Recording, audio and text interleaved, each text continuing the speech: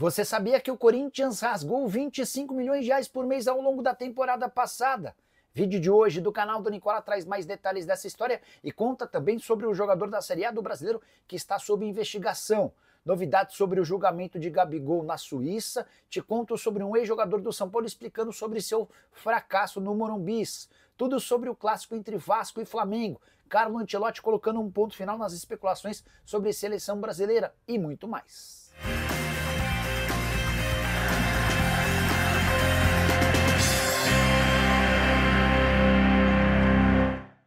Fala aí pessoal, sou Jorge Nicola, bem-vindos a mais um vídeo do canal. Sempre bom ter vocês por aqui, sem perder tempo, só pedir para deixar like, se inscrever no canal e ativar as notificações. Queria contar também que todo esse conteúdo é um oferecimento de Betano, a mais antiga parceira do canal do Nicola. Deixa eu deixar uma sugestão para você nesse sábado.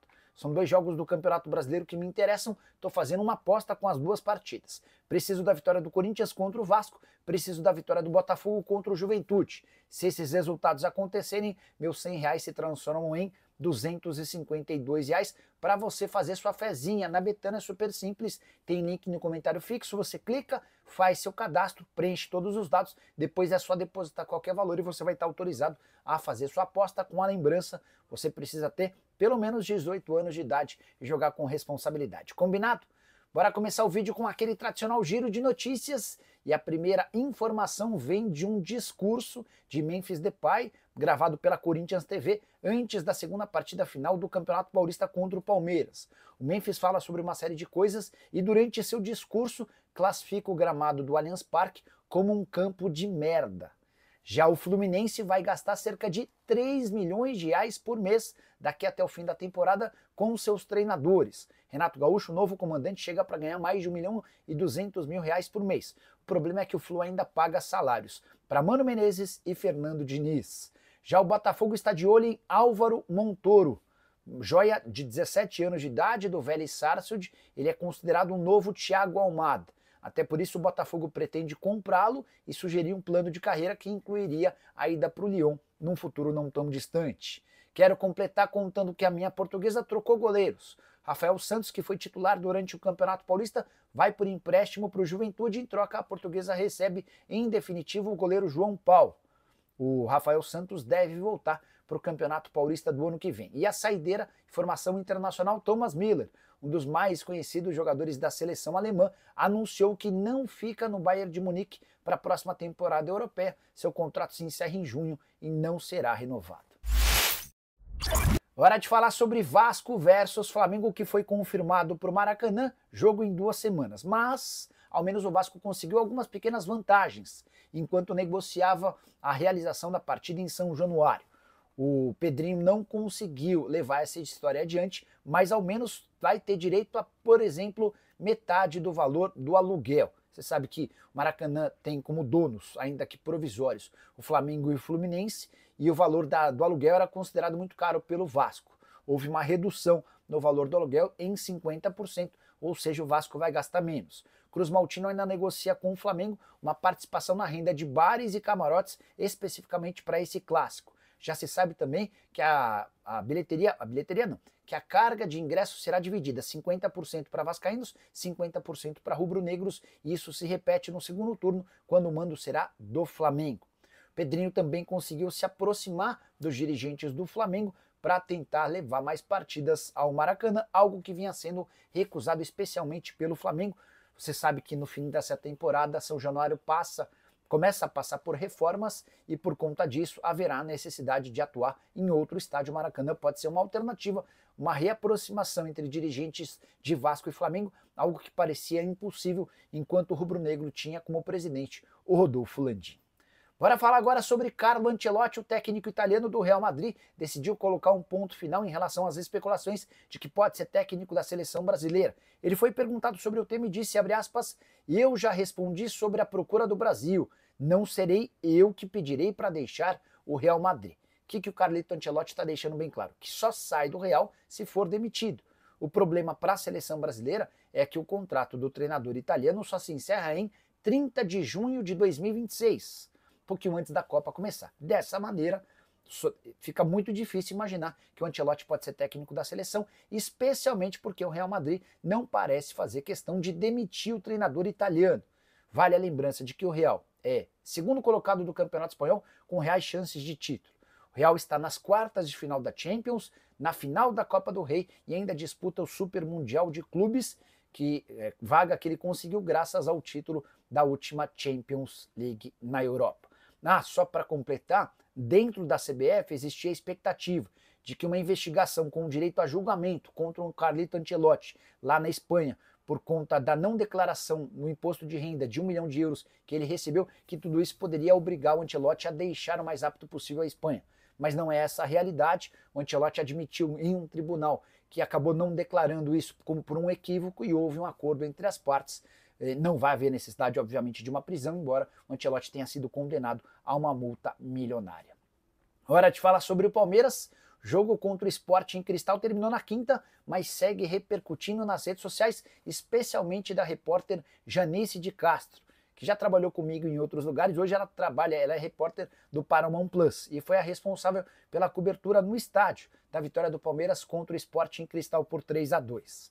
Acontece que depois da partida a Janice fez duas perguntas duras, uma para o Richard Rios, outra para o Estevão. Para o Richard, ela perguntou se ele não estava incomodado na condição. Ela nem perguntou, ela afirmou que o Richard Rios havia perdido a posição. E o Richard ficou bastante incomodado, afirmando que não há titulares nem reservas. Já em relação ao Estevão, antes de fazer a pergunta, a Janice havia colocado que ele não marcava gols em clássicos. A repercussão entre torcedores do Palmeiras foi gigante, tanto que as redes sociais da Janice foram invadidas por torcedores alviverdes. Até fui checar em uma dessas redes, a média de comentários nas postagens dela não ultrapassa 100 comentários por post. A última, com a foto dela lá no estádio em Lima, no Peru, já tem quase 1.700 comentários. Grande parte de torcedores do Palmeiras reclamando, mas bastante gente a elogiando pela coragem e firmeza nas perguntas. A questão que eu deixo para você, a Janice mandou bem ou acabou passando do ponto? Use o espaço para comentário e registre a sua opinião, beleza? Bora falar agora sobre o São Paulo. Santiago Longo, que deixou o tricolor recentemente sem boa passagem, justificou a falta de oportunidades. E ele esclareceu um ponto importante em entrevista à arquibancada tricolor. Muita gente chegou a afirmar que o Santiago Longo havia sido contratado a pedido do técnico Luiz Zubeldia. Aspas para o argentino que está de volta ao Belgrano desde o mês de fevereiro. Ele, abre aspas para o Santiago Longo. O Zubeldia não me ligou nem me chamou. Quem havia me chamado foi o Rui Costa. Então foi um pouco por isso também a decisão de voltar ao Belgrano. Quando o treinador não tem a total confiança em você, sendo a minha primeira experiência fora da Argentina, fica um pouco mais difícil. A verdade é que, como eu não fui um pedido do Zubeldia, ia ser complicado ter mais minutos como eu desejava, fecha aspas. Nessa mesma entrevista, o Santiago Longo também admite que teve dificuldade na adaptação ao futebol brasileiro, ou seja, faz uma meia-culpa de que também não trabalhou bem. Foram 5 meses de empréstimo no São Paulo e apenas 5 aparições como titular. Como titular não, foram 5 jogos em 5 meses. Muito pouco para alguém que era titular absoluto no Belgrano e que continua sendo. Ele voltou em fevereiro para o seu time na Argentina e desde então já tem 6 partidas, mais do que durante todo o período de 5 meses pelo São Paulo. O que você achou da passagem do Longo pelo tricolor? Gostou? Achou ruim? A saída dele foi importante? Já registra a sua opinião no espaço para comentários, beleza? Hora de falar sobre Gabigol. O julgamento dele na Corte Arbitral do Esporte, lá na Suíça, se encerrou nessa sexta-feira. Foram 2 dias de audiência, mas ainda não há uma resposta. Antes de gravar o vídeo, consultei o Alexandre Matos, que contou que o veredito sai nos próximos dias. O prazo da Corte Arbitral do Esporte para divulgação desse resultado é de 30 a 90 dias. Então, ele pode sair a qualquer momento. O Gabigol treina nesse sábado com o restante do elenco e estará à disposição para o confronto contra o Internacional nesse domingo lá no Beira-Rio. Importante contar que dentro do Cruzeiro e entre representantes do Gabigol há a convicção de que ele vai ser absolvido, até porque ele não se envolveu no doping, ele não testou positivo. O que ele foi acusado por uma entidade no Brasil é de fraudar o exame antidoping. A verdade é que o Gabigol criou uma série de dificuldades para a realização desse exame surpresa que aconteceu enquanto ele era atleta no Flamengo. Não quis realizar o exame na hora, deixou para depois do almoço, também não foi nada cortês com o responsável pela aplicação do exame, até por isso ele pegou 2 anos de gancho, embora só teria de cumprir 1 ano.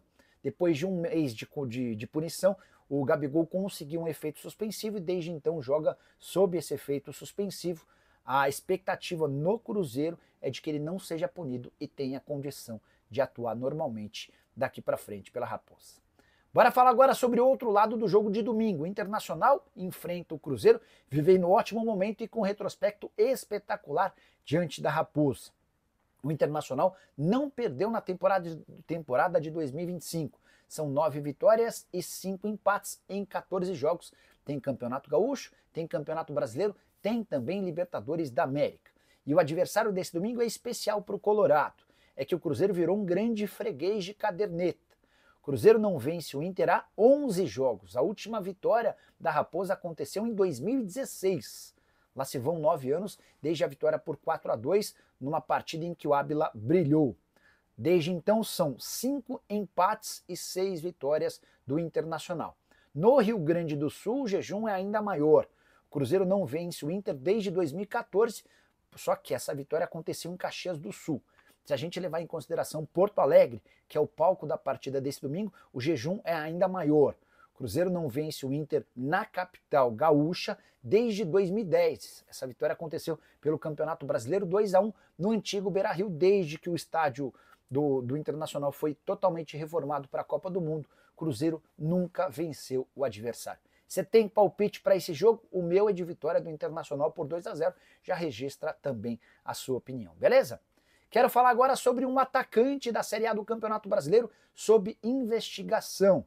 Eu me refiro a Enio, que joga no Juventude e que quase se mudou para o Grêmio. Recentemente o tricolor chegou a oferecer 3 milhões de reais para o Juventude, que recusou a possibilidade de negociá-lo.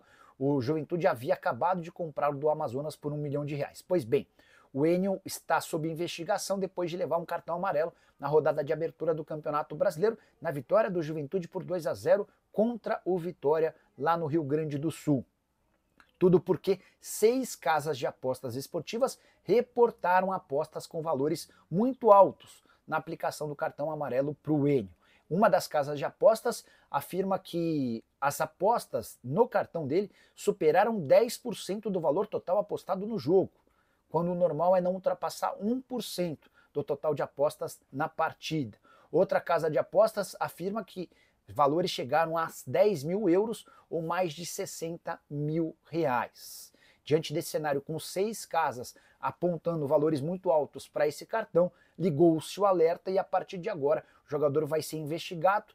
A primeira consequência, o Enio está fora da partida contra o Botafogo, marcada para esse sábado. É inacreditável que mesmo depois de todas as punições aplicadas nos últimos anos e com o risco de o Paquetá ser banido do futebol lá na Inglaterra, ainda exista esse tipo de coisa. Torço para que o Enio não tenha nenhuma culpa no cartório, mas eu lamento demais que a gente ainda tenha de noticiar casos como esses. Para fechar o vídeo, quero falar sobre o Corinthians. O Timão tem uma folha salarial de 26 milhões de reais.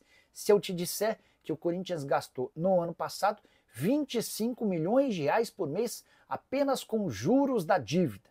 Essa confissão foi feita pelo próprio clube em nota divulgada nessa quinta-feira. A nota é para explicar sobre uma série de problemas internos e em determinado momento do texto, o Corinthians admite que gastou próximo a 300 milhões de reais em juros no ano passado relativos a dívidas de gestões anteriores.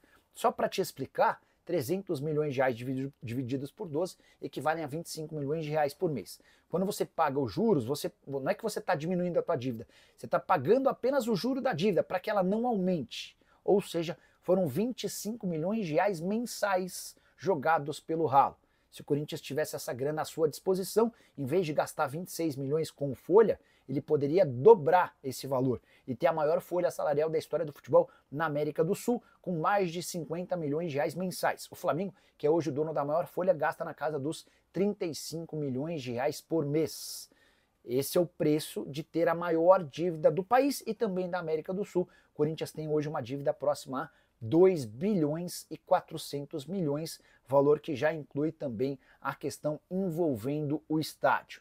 Só para completar sobre o Timão, queria registrar que nessa nota que eu citei agora há pouco, presidente Augusto Melo admite um crescimento da dívida sob responsabilidade dele de 400 milhões de reais apenas no ano passado. Eu já havia contado para vocês que a dívida havia aumentado no primeiro ano da gestão do Augusto em 700 milhões de reais. Corinthians que joga na noite desse sábado, com mais uma vez Neoquímica Arena lotada, confronto contra o Vasco da Gama, válido pelo Campeonato Brasileiro. Só para arrematar, ainda na nota, o Corinthians assegura que registrou uma receita recorde em 2024 e que teve um resultado operacional próximo de zero. E você, o que pensa sobre a gestão Augusto Melo? De 0 a 10, que nota você dá? Já usa o espaço para comentário e registra a sua opinião, beleza? Só não esquece de deixar like, de se inscrever no canal. Nos encontramos mais tarde. Tchau!